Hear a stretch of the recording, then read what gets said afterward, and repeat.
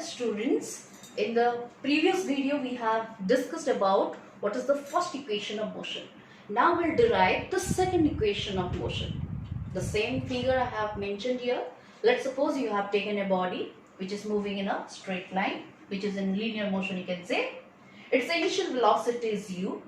Its final velocity is v because it is uniformly accelerated with an acceleration a. So after t second, what is the final velocity occurred? That is v. And in between, what is the distance covered? That is s. So here this relation, the second equation is what is the relation between position and time. So that means we have to find out the relation between s and t. Okay. So here let's take the help of that graph only. Okay. So here this is the velocity axis and this is the time axis. So this is the origin. So same thing here. So velocity, so initial velocity u have taken and another is your final velocity v. Time 0 and the other one is time is t. Now similarly the body started with velocity u. So that means when the time 0, its initial velocity is u. So this is one point, let that be taken as a. When time is t, the velocity is how much? V. So look at here, when the time is t, the velocity is v. So this is point B. Now let's join these 2 points here. And this is becoming a straight line which is inclined to this time axis. Okay. So the graph part is over.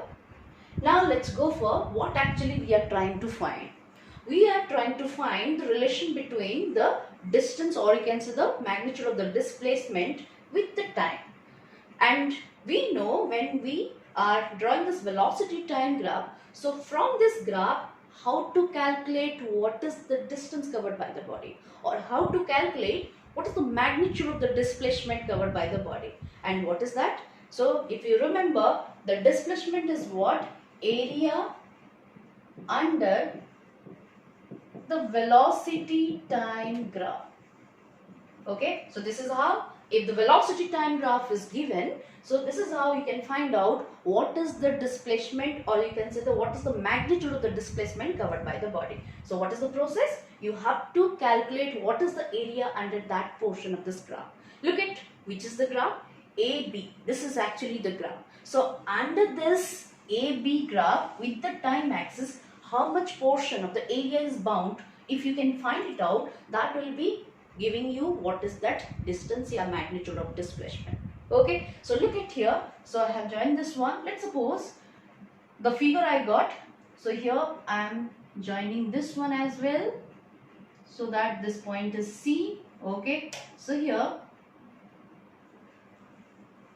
the total area under this AB graph, whose area I am actually trying to finding. So here what? That is area of A, B, then this is, let's suppose this point I am naming as D, right? So this is ABDO.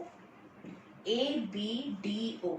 Okay, so this figure what I got? That ABDO. ABDO. Okay, so this figures I need to calculate what is the distance covered by this body in time t. Okay, but look at this figure. I have split it into 2 parts, or I have divided into 2 parts. Look at this portion ABC. This is looking like a right angle triangle. So this is a figure 1. And ACDO, this is the second figure. So it is looking like a rectangle. Now if I join this figure 1 with figure 2, the total will be the area of ABDO. So you know what is the area of this triangle, right angle triangle, sorry.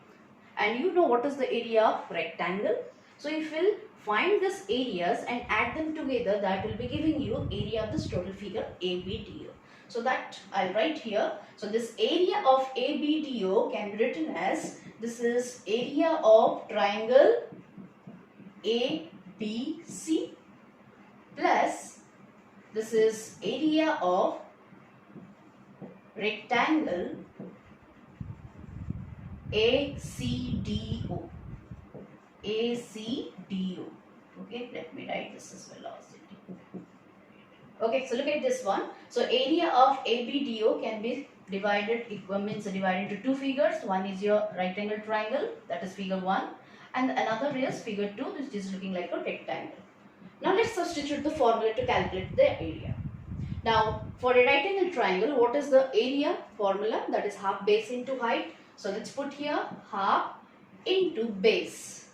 Now in this case, if you look at this ABC triangle, what is the base region? That is AC. So AC is the base, this is AC, into its height is what? BC.